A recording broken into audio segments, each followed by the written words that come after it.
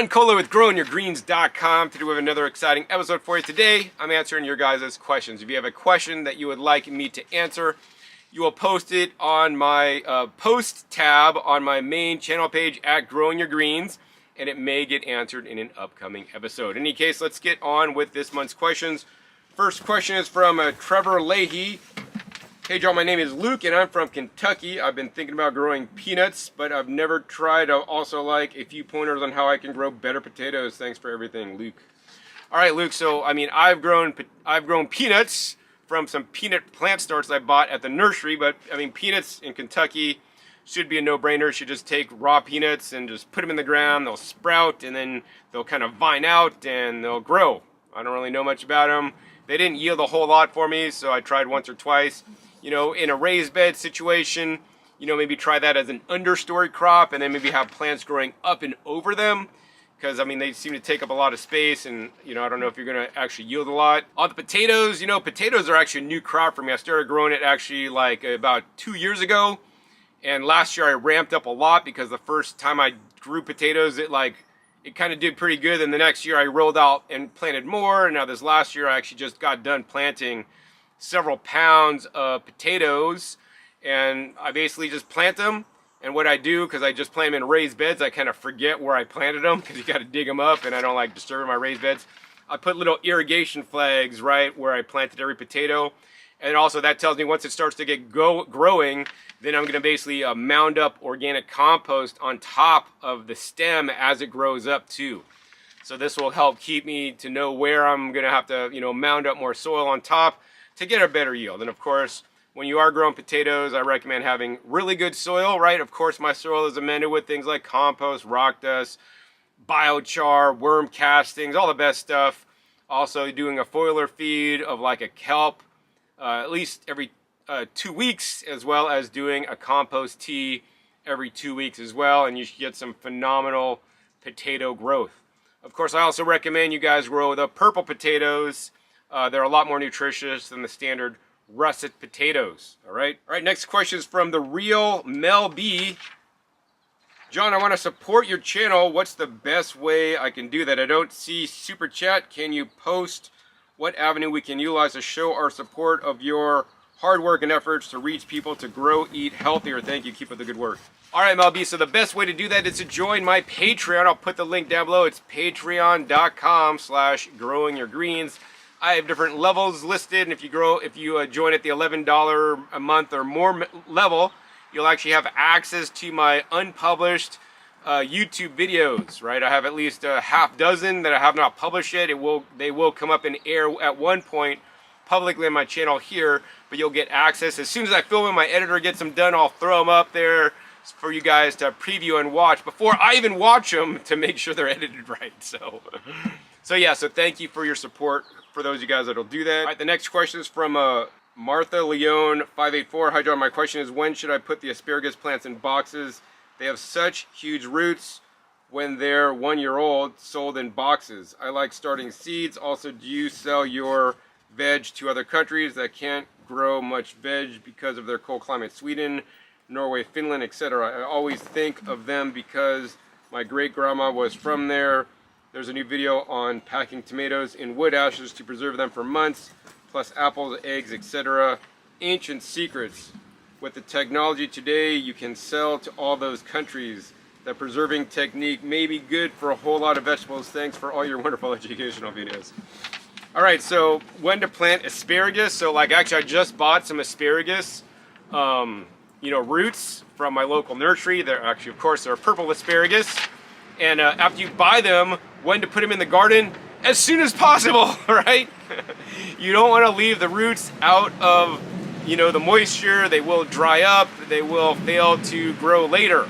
So as soon as you buy them and get them into the ground, as long as you could work the ground. If the ground is frozen, then I would pack them in a pot with soil to kind of keep them moist but not overly wet, so they continue to live, because if they're just outside and just exposed to air, they may succumb and not make it. All right, So that's the most important thing. And of course, I do recommend planting them in, if you're going to do a container, a tall container. So I have some asparagus in like 25-gallon pots that are like this deep.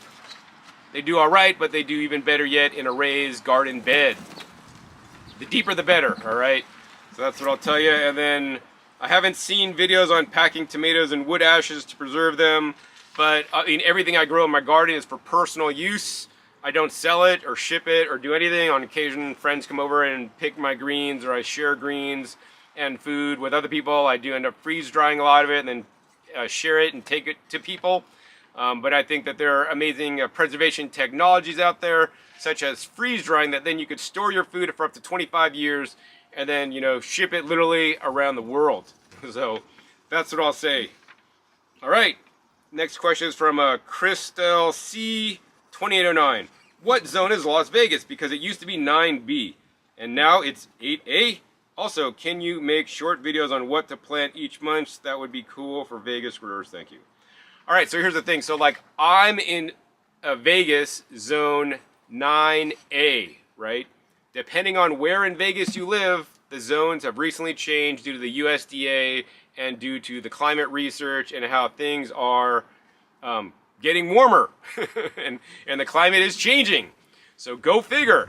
So, you know, here's the thing. What I'll say is that depending on where you live and all the more readings they've done over the years, they'll see the trends on what is happening. Of course, the USDA zones only tell how cold it gets, not how hot it gets. So at elevation in Vegas, like where I am, it could be a 9A if you get to a higher elevation, because as Las Vegas grows, they keep moving up the hill.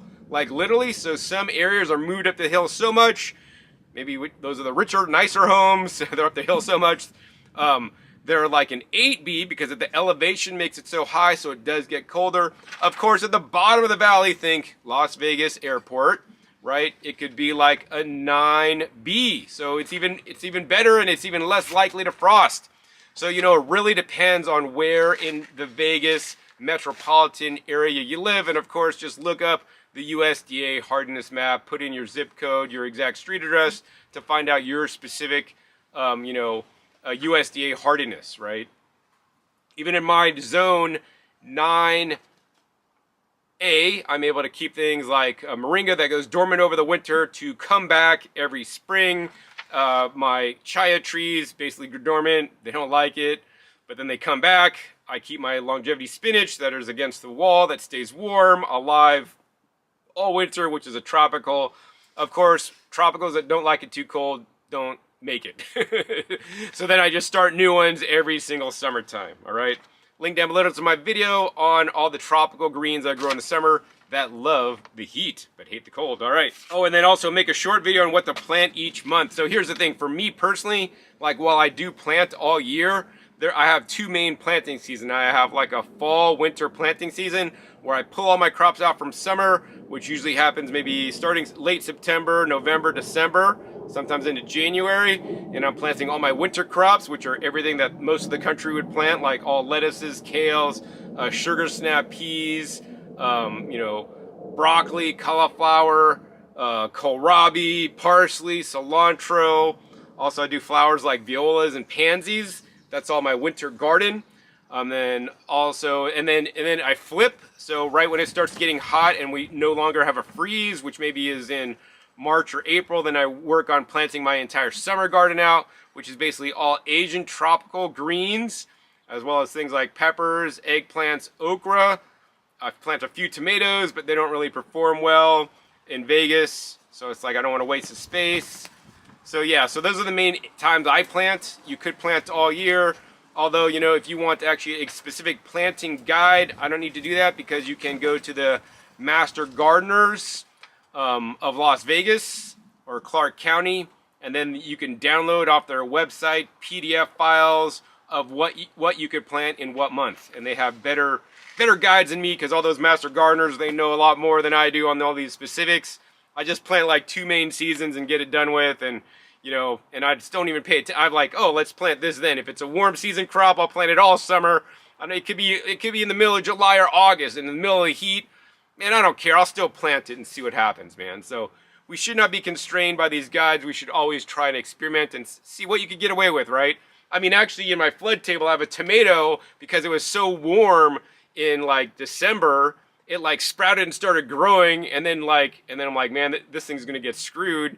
And then we had a 26-degree day, boom, it turned black. But then now that we warmed it back to the 70s, like even though the stem mostly croaked, like it's now shooting new growth out. And I'm like, man, that tomato wants to live. So that one's probably going to perform well. So yeah, always experiment, man. Keep it fun. Don't stick with guides to the rigid thing, because you could always do other things that may still work to some extent. All right. Next question is from Steve Gorowski, 3246. Over the years, I've collected garden tools and supplies. What options, if any, do you use for storage? All right, Steve. So I'll be the first to tell you that I'm not the storage master. I'm kind of like a little bit disorganized.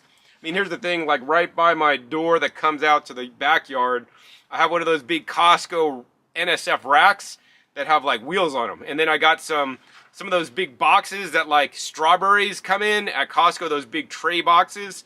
And I have 3 of the tray boxes sitting on each shelf.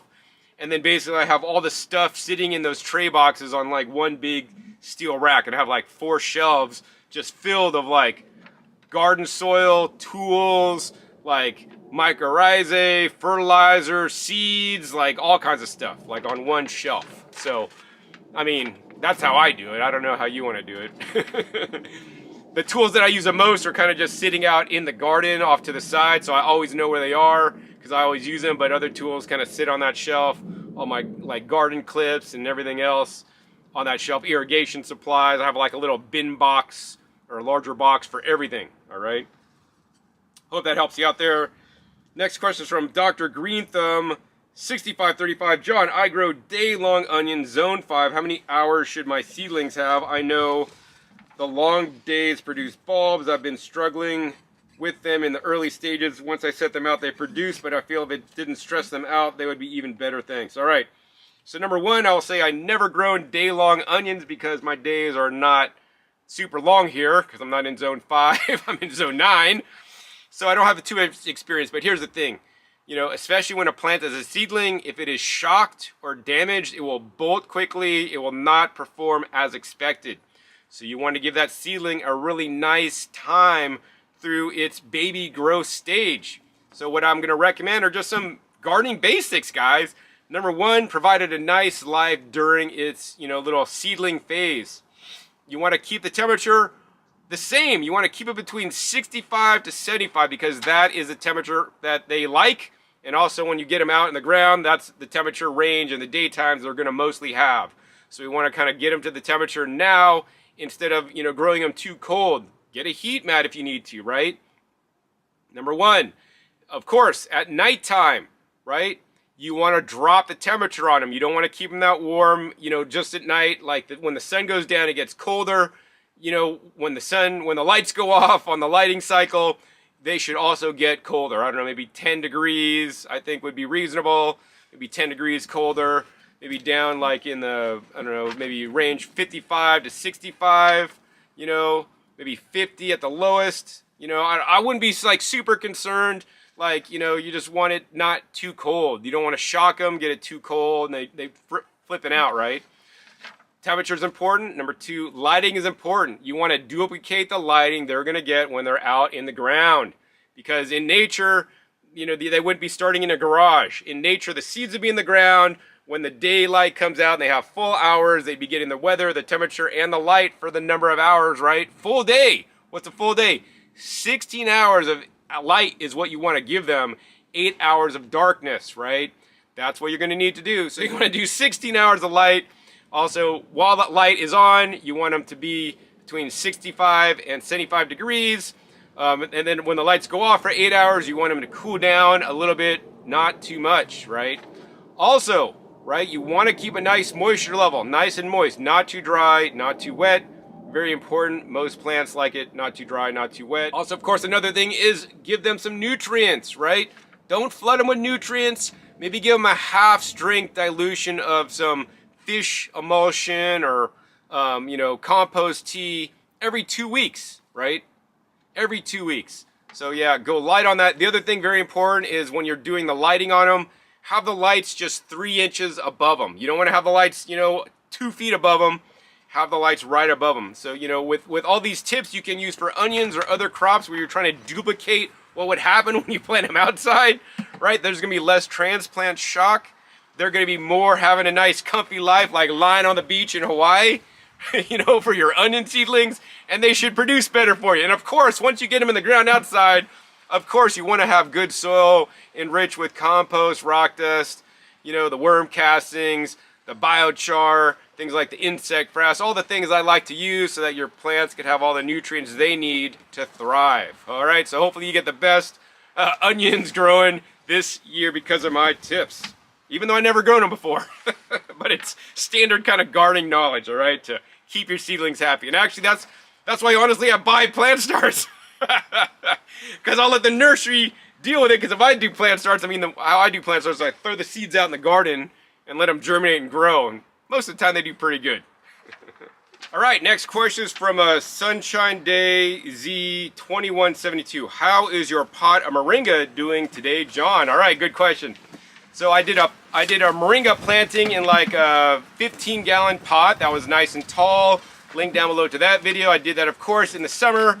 That actually went on my front patio, so I could see it every day and pick off Moringa leaves as I walk into my house. And it grew amazing in the summertime up until it started getting colder in November. Then I'm like, you know what? I don't want to have my Moringa out when it's like too cold. So like, it doesn't really like below 50, so when like the nights were kind of getting below 50, I'm like bringing it inside. So what I did was, because I really suck, honestly, I suck at like indoor plants. I don't really take care of them too good, because like I let my irrigation system come on, the sun comes on, and like I can't deal with indoor stuff. So anyways, I took it to a friend who has some indoor plants who does a really good job with them, and I gave her my Moringa to babysit over the winter time. Also, she keeps her house a bit warmer than I do because I'm like really frugal. So I figured the Moringa would like it more. I did end up buying a light for her that actually extends up like that light was like extends up like 10 feet tall actually. Doesn't like provide like a ton of light, but provides some light.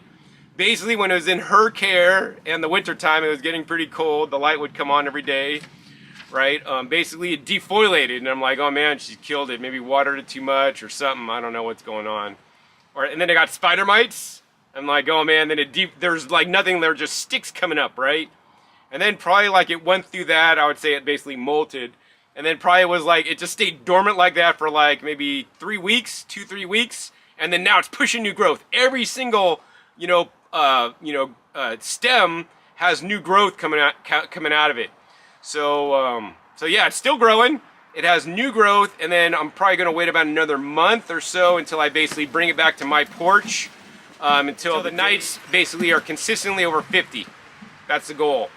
It could have happened earlier this week, but now we're getting cold again because we were in the 70s. Like, man, almost time to bring my Moringa back, but it'd still be too cold, man. I don't want to shock it. So yeah, so it's still growing, so it's still good. This year maybe I'm going to experiment with like cutting some of the plant stalks like in half, like literally, and letting it shoot new, because some of it was getting tall and it was like hitting the roof of my porch actually, which was not good. so yeah, so that's been a successful journey, a little bit of a learning curve. Didn't produce all winter like I thought, but hey, it's coming back, and it came back a lot quicker than my plant in the ground, which is still dormant. And actually it died back a lot more because it got a lot colder outside, obviously. All right, next question from Nancy4U86. Does anyone know where he got the black metal trellis he uses for his snap peas? So if you look all the way to the back, there's a black metal trellis I got for my snap peas. They have like kind of cross diagonal things. So I got those at Target when Target used to have a gardening center. Like they had a gardening center on like most stores. Many years ago, probably like 15 years ago now. They were on clearance for like 75% off because nobody really gardens here. And I bought them all, and I'm glad I did because they have lasted so long, and I really like the pattern. If I couldn't get those, I'd probably just get like utility hog panel things from like Tractor Supply or something like that, because those work really well also, and I do like those. I like the ones with the 4x4 squares. But yeah, so you're not gonna find those unless you find them used these days, because I doubt they're made anymore. A lot of those stores have these things once, and then they just never get them again because they're probably made in China. All right, next question from Aaron James 3728. Hi John, I'm looking to start a new garden here in Northern California in the Sacramento area, and I was wondering if you would suggest any place to buy good quality compost in bulk. All right, Aaron, so I have not been to Sacramento in some time. I know there's some nurseries up there that are pretty cool. I forget the name of it. It has like a big like water tower in it. That's the one I've been to. But yeah, I don't really know the name. I forgot the name. So maybe check to see if they have bulk soil. Now, the other thing I know is that in most parts of California, they have basically green waste recycling. So everybody has a green bin that people put their, yard waste and food scraps in that then goes to a municipal composting facility. In some counties, you have to buy that compost back, but in some counties, you can go and get that compost for free, which is basically made from all the food scraps and yard waste clippings. In many cases, but not all cases, that compost quality is very good. So I would say, I know Sacramento gives out free compost certain times of the year. That's coming up in spring when they're going to start giving out the free compost again. So check with them. I would say start off slow. So I'd say start off getting some compost and then test growing in it. Because, of course, you may get, unfortunately, when they get the inputs in there, maybe somebody sprayed like their trees with all this nasty chemicals. And then while many will break down, there are some chemicals, pesticides that won't break down even under the best composting process. You're probably safe, but I would hate to have you get a whole ton of this stuff for free and then your garden sucks because it won't grow. So I'd say get some, test it, and then see, but then you're just testing that one batch. So probably what I'd say is get a bunch of it for free and then test grow it at first, make sure things grow in it, and then put that into your beds to fill the beds and then grow for real. So I'd probably grow something like radishes that grow really fast just to make sure things are going to be successful. I mean, that's probably what I'd tell you. All right, so yeah, good luck with that. Next question is from Birch RG24. When adding eggshells, homegrown chicken fed with garden yard scraps, should they be boiled before adding to soil or just drop on surface and let sun do the work? All right, so here's the thing. Like for me personally, I think that breaking things down into the smallest particle size will help it to get absorbed and utilized quicker. While you could just take the whole eggshells, crap them in your fingers and drop them on the ground or put them on a compost pile, those eggshells will now have to get weathered down into smaller bits until microbes could actually work in them and then bring those nutrients in the soil and then do the whole nutrient cycling thing. So what I'd recommend is putting a little bit of water in a blender, putting the eggshells in the blender with the water, blending them up so that you have basically like blended eggshell water, and then using the water and just put in the water on the ground or put in the water with the eggshells ground up on your compost. Because you're creating more BSA, bacterial surface area, or more surface area, and of course they're broken down further, they're going to get much more rapidly reutilized in the soil and in your garden. All right, next question is from G Jones 5258. What are your thoughts on recycled soil for raised beds such as agromin potting soils? Thank you. Ingredients include peat moss, compost, pumice, ground fir bark, sand, calcium carbonate, lime, gypsum. All right, so I'm not familiar with AgroWin, but I think AgroWin is a company in like Southern California. I did look them up briefly. I think I had seen their products before in certain nurseries. And I think that their stuff looks pretty good. I would question that whether you should buy their stuff in bags to fill a raised bed, because that's going to get very expensive. You could buy their stuff in bulk. That'd be good. That being said, I always like to kind of like custom blend my own mixture, because buying a potting soil for a raised bed may get really expensive. I mean, while they do have the, peat moss is the first ingredient, compost is the second ingredient, pumice is a third. I would basically follow Mel's mix, which is 1/3 peat moss, 1/3 compost, and 1/3 vermiculite actually. But if they have those three ingredients, that looks like it's pretty solid, and they're kind of balancing out with some calcium carbonate, lime, and gypsum. So yeah, I mean, it looks all right to me. I mean, also you might just want to buy their compost and then buy additional, vermiculite or other ingredients like the peat moss, or even use a good quality coconut coir to see if you could actually save money by putting your own ingredients together instead of buying their pre-made mix.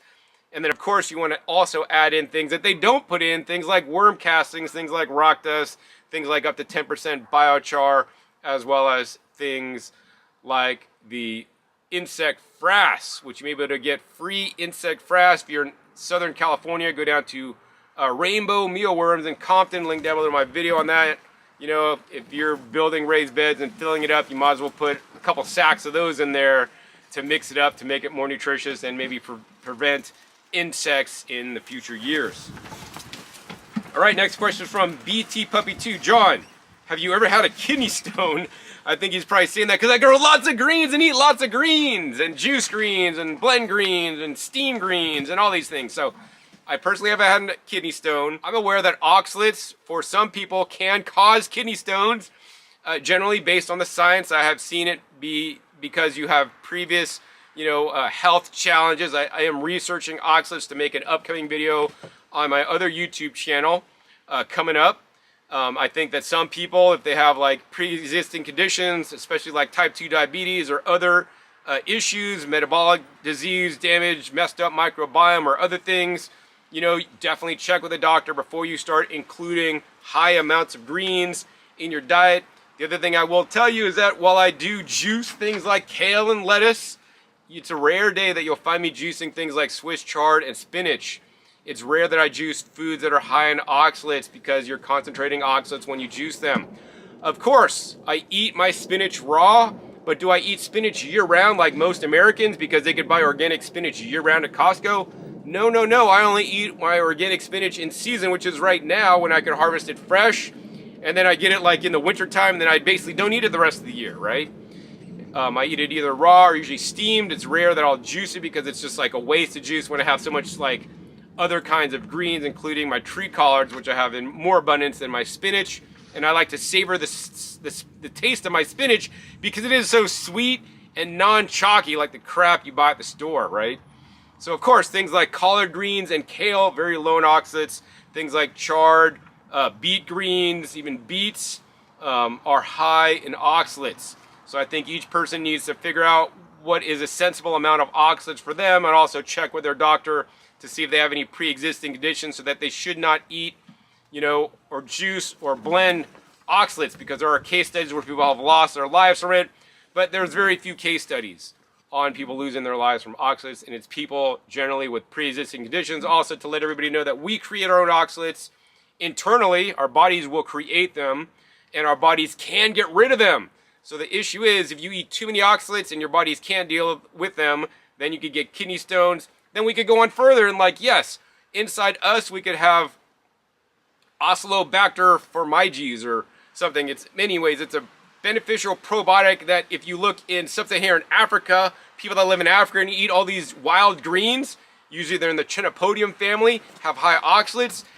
Africans in Africa have high levels of these Oxalobacter, that can digest oxalates, right? But if you look at an average American microbiome, they don't have this bacteria to digest the oxalates. So once again, if the bacteria is digesting oxalates, that means less is getting into you. That means less your body needs to get rid of, right? So it's a complicated multifactorial equation that just go see your doctor if you're concerned about.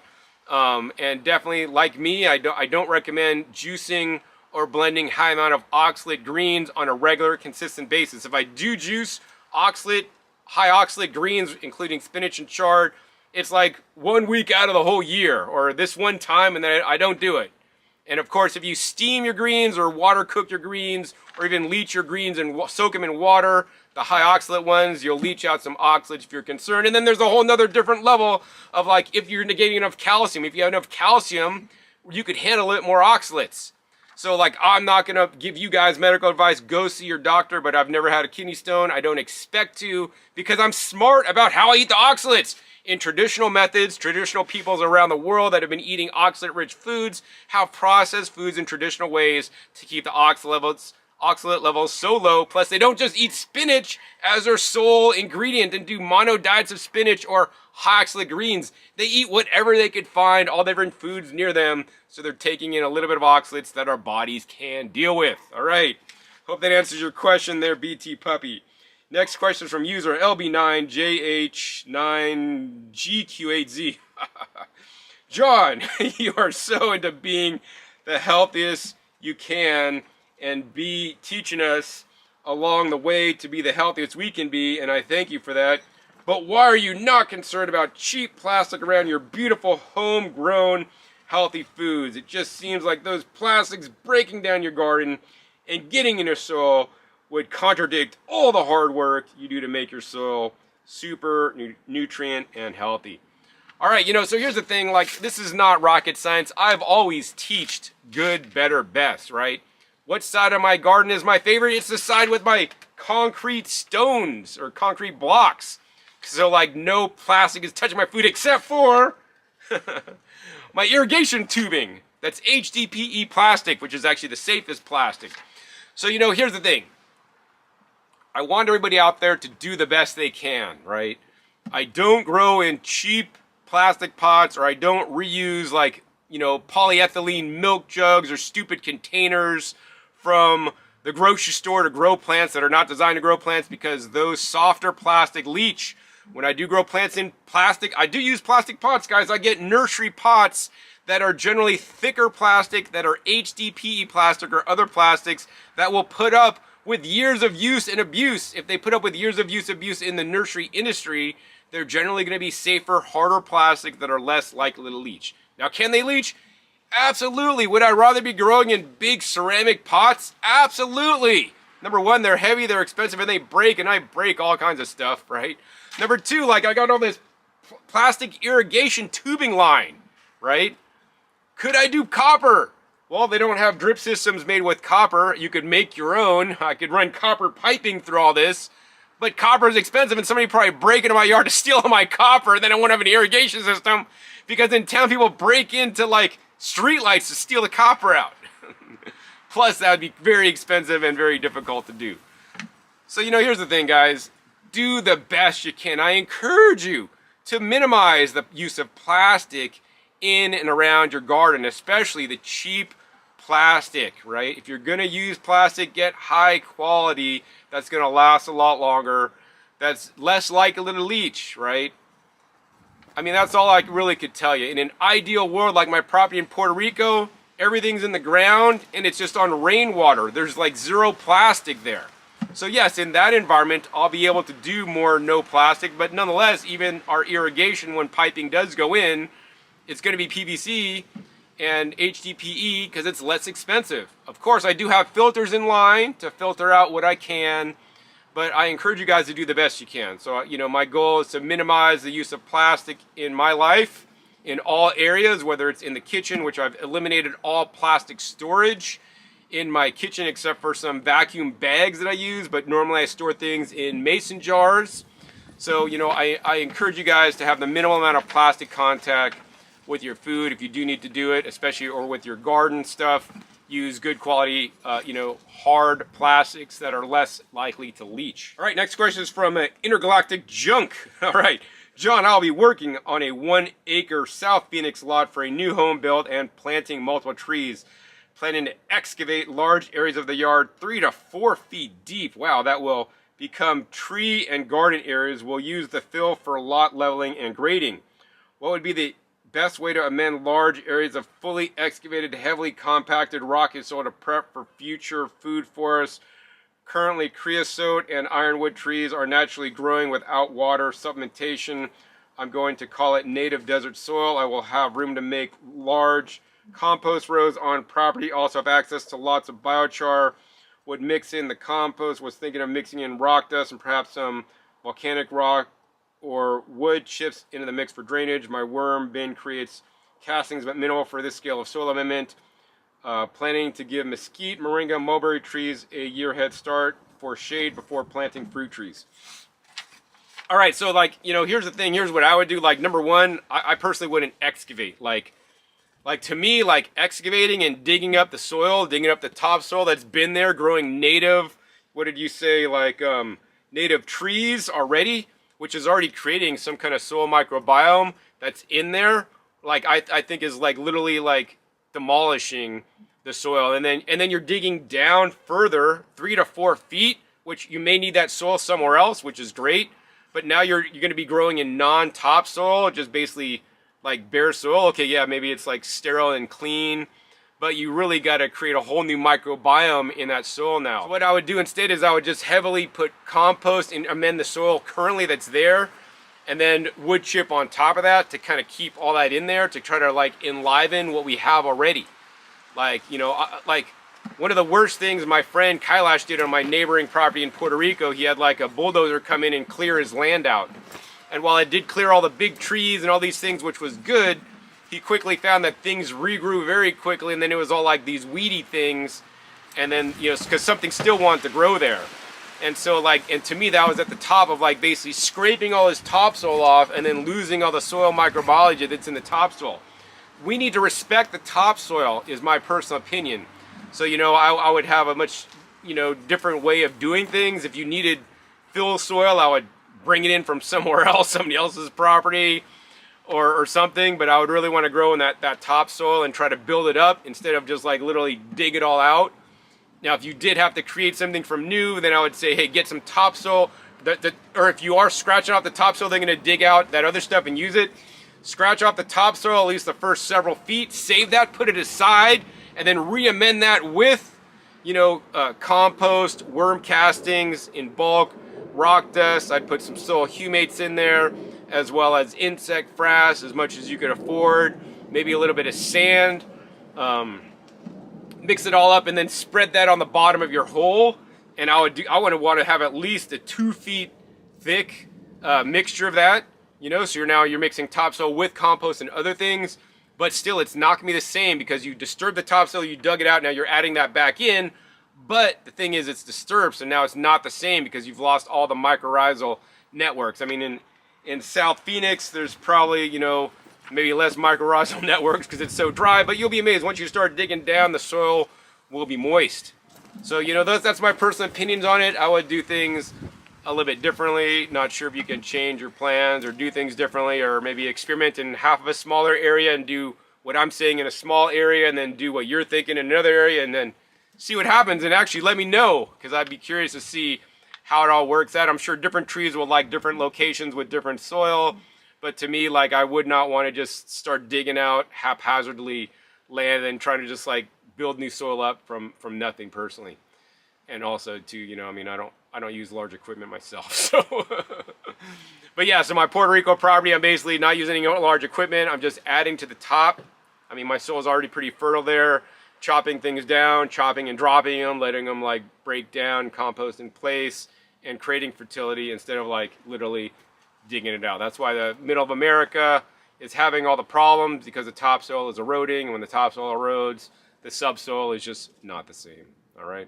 So hopefully you guys learned a little bit in this month's Q&A. If you guys enjoyed this month's Q&A, hey, please be sure to give this video a big thumbs up. Also be sure to share this with other people you think it could help. Also be sure to click that subscribe button right down below so you don't miss my new and upcoming episodes. I've come in every 5 to 7 days. You don't know where I'll show up what you'll be learning on my YouTube channel. Make sure you click the little bell so you're notified as my new videos go out. And finally, be sure to check out past episodes. Past episodes are a wealth of knowledge. Over 1,700 episodes at this time on this channel dedicated to teach you guys all about how to grow your own high-quality food at home. So with that, my name is John Kohler with growingyourgreens.com. We'll see you next time, and until then, remember, keep on growing.